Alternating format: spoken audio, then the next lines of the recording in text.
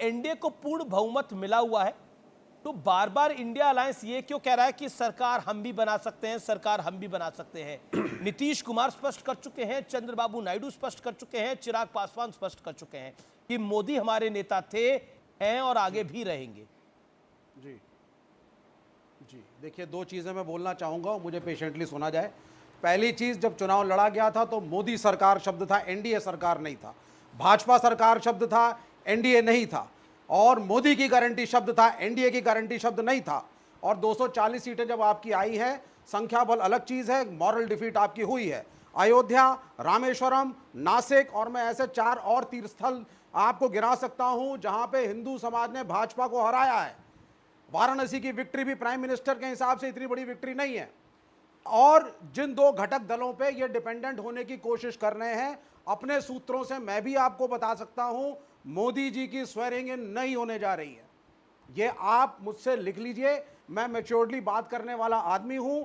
Telugu Desam party जहां पहले सरकार में सम्मिलित हो रही थी, उनके डिफरेंसेस आए, 8 तारीख की स्वेरिंग इनको 9 किया गया और अब बाहर से समर्थन की बात आई है। नीतीश बाबू का क्या स्टैंड है ये अभी और आगे पता चलेगा। नीतीश बाबू का स्टैंड तो आपको ज्यादा पता होगा कि राजीव रंजन को ज्यादा पता होगा। एक सेकंड, मुझे राजीव रंजन को 20 सेकंड ले लीजिए। बिल्कुल, राजीव रंजन जी, एक सेकंड, राजीव रंजन एक बात को आप स्पष्ट कर दीजिए, नीतीश बाबू का स्टैंड क्या है फ्रॉम हॉर्सेस माउथ?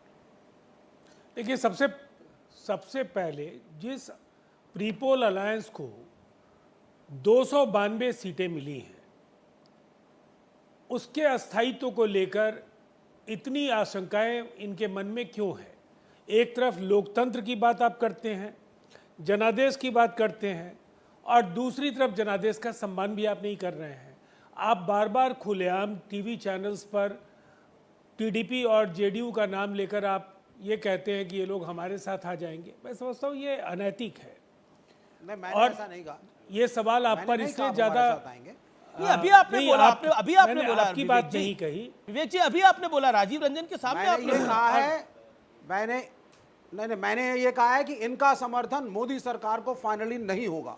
ये हमारे भी सूत्र हैं और आप भी पेशेंटली पत्रकार हैं, हमारे भी सूत्र हैं।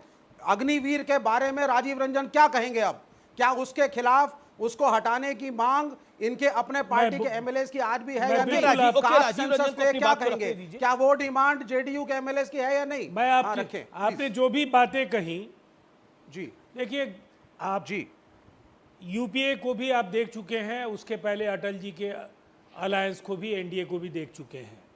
और अटल जी के उस दौर में नेशनल एजेंडा ऑन गवर्नेंस भी था। आज अग्निवीर का सवाल है, कल धारा 370, यूनिफॉर्म सिविल कोड, ऐसे कई सवाल थे जो उस समय हमारे प्रतिबद्धता के सवाल थे। लेकिन वो सरकार 5 साल चली और बाजाप्ता जो कोऑर्डिनेशन कमेटी में सवाल आते थे उन पर विमर्श होता था, जिस पर सबकी सहमति होती थी वो लागू होता था, जिस पर सबकी सहमति नहीं होती थी उसको ठंडे बस्ते में डाला जाता था। मतलब अगर मोटे लफ्ज़ों में कहा जाए तो ये बातें कही गई। अब देखिए, यूसीसी को लेकर के, यूसीसी के खिलाफ हम लोग इन प्रिंसिपल नहीं हैं। हमने बस इतना कहा है कि तमाम स्टेक होल्डर्स को एक बार विश्वास में लेना चाहिए, उनकी राय को भी समझना चाहिए। जी तो निसंदेह, और ये आज का स्टैंड नहीं है, ये बात उन्होंने नीतीश कुमार जी ने बतौर मुख्यमंत्री लॉ कमीशन ऑफ इंडिया के चेयरमैन को भी उन्होंने पत्र में लिखा था। अब अग्निवीर योजना का सवाल, हमने योजना के सवाल पर कहा है इसकी समीक्षा होनी चाहिए।